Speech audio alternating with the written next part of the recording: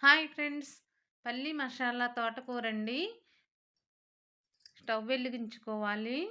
కళాయి పెట్టుకొని కొన్ని వాటర్ పోసుకోవాలి. నేను ముందుగానే పోసి పెట్టాను. ఇలా మసలాలి. మసిలేటప్పుడు ఆ తోటకూరని అందులో వేయాలి.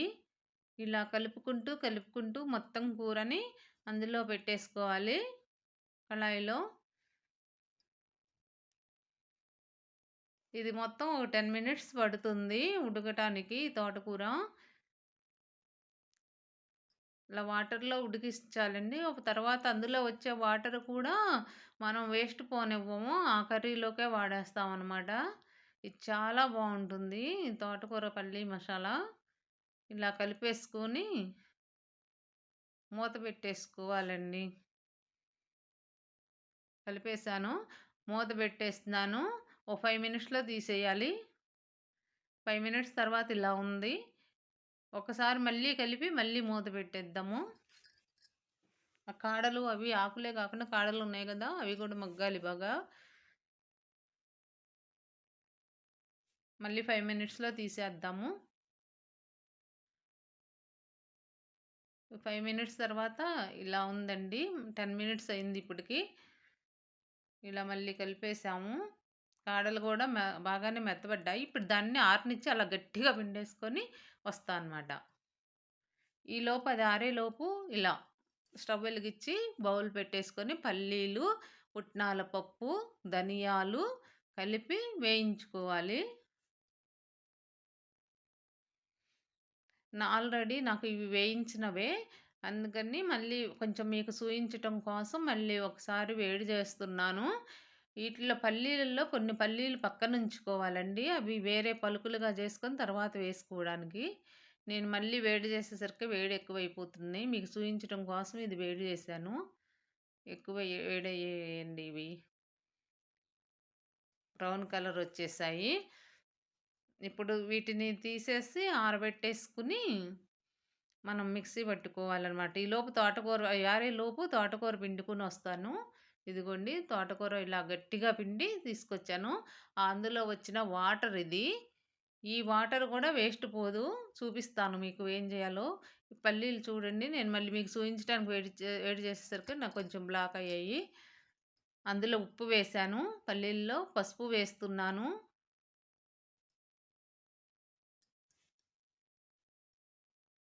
కారం వేస్తున్నాను.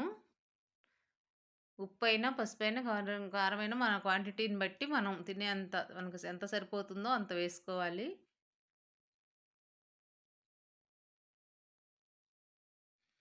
జీలకర్ర అండి, పచ్చి జీలకర్ర వేశాను. ఇప్పుడు దీనిని మిక్సీ పట్టుకొనొస్తాను. ఈ వాటర్ పోసి ముందు ఒకసారి పట్టేసి, మళ్ళీ ఈ వాటర్ పోసి పట్టేస్తున్నాను. ఇప్పుడు స్టవ్ వెలిగించుకొని తిరగమాత పెట్టుకోవాలండి. అదే కళాయి పెట్టేసుకొని ఆయిల్ వేసుకుంటున్నాను.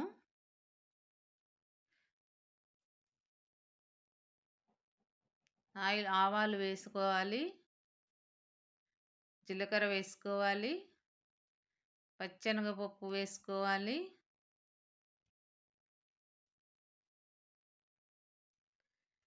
ఎండుమిర్చి వేసుకోవాలి.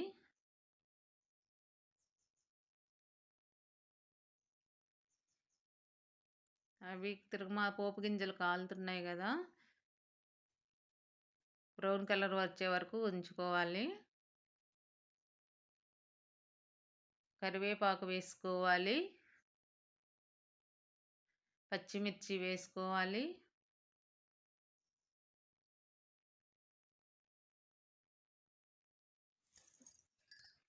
ఇప్పుడు ఉల్లిపాయలు వేసుకోవాలండి. పచ్చిమిర్చి వేగాయి. ఉల్లిపాయలు వేసుకోవాలి. ఇవి వేగనివ్వాలి ఉల్లిపాయలని.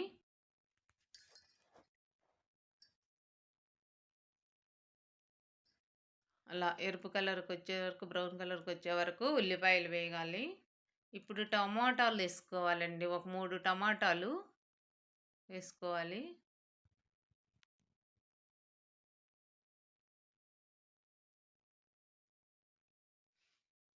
ఇది మెత్తగా అయ్యే వరకు దీన్ని ఉడికించాలి. కలిపేసుకొని మూత పెట్టేద్దాము. 5 మినిట్స్‌ల తర్వాత ఇలా మెత్తబడేసిందండి. ముక్కలు మెత్తగా అయ్యాయి. అలా ఇలా నొక్కుకుంటూ గంటెతో కలిపేస్తే ముక్కలుగా ఉన్నవి గూడా నలిగిపోతుంటాయన్నమాట. అందుకని మనం ఎక్కువగా గంటెతో అలా అంటూ ఉండాలి. ఇప్పుడు ఇందాక పక్కన బెట్టుకున్న పల్లీలని చెప్పాను గదా! అవి నలగొట్టుకున్నాను చక్కగా ఇలా ఇప్పుడేసానమాట. వెల్లుల్లి పేస్ట్ వేస్తున్నాను. ఆ అయి పలుకులు పలుకులుగా కర్రీస్‌లో తగులుతూ ఉంటాయండి. బావుంటదండి టేస్టు.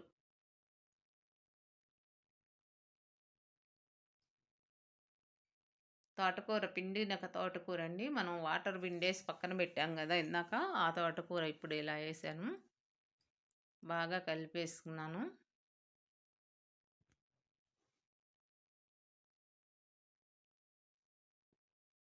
క్రీమండి. పల్లీలు, పుట్నాల పప్పు, ధనియాలు ఇయి కలిపి పట్టిన పేస్ట్ ఇది. అది ఇందులో ఏసి బాగా కలిపేసుకుని, ఇలా బాగా అంతా కలిపేసుకోవాలి. ఇప్పుడు ఇందులో కొంచెం వాటర్ ఇచ్చుకోవాలండి. కొంచెం సేపు మూత పెట్టి ఉంచేసి మూత పెడుతున్నాను. ఇప్పుడు ఆ జారులోనే మనం కొన్ని వాటర్ వేసి జారుకి అంటుకుని ఉంటుంది గదా! చూడండి ఇలా అంటుకుంది గదా! దాంట్లో వాటర్ పోసి, ఆ వాటర్ అంతా కడిగి ఆ కర్రీలో పోసేద్దాము. ఇదిగోండి. ఆ వాటర్ పోయపోతే అడుగంటుతుంది. అందుకని ఈ వాటర్ పోసుకొని కలుపుకోవాలనమాట బాగా.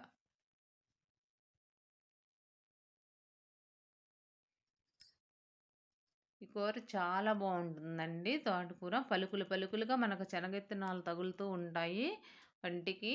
చాలా టేస్ట్ ఉంటుంది.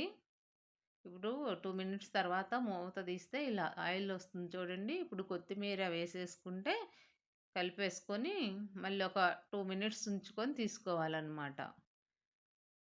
మీకు ఈ వీడియో నచ్చితే లైక్ చేయండి, సబ్స్క్రైబ్ చేయండి, షేర్ చేయండి. అయిపోయిందండి ఇంకా ఇది. స్టవ్ ఆపేసాం.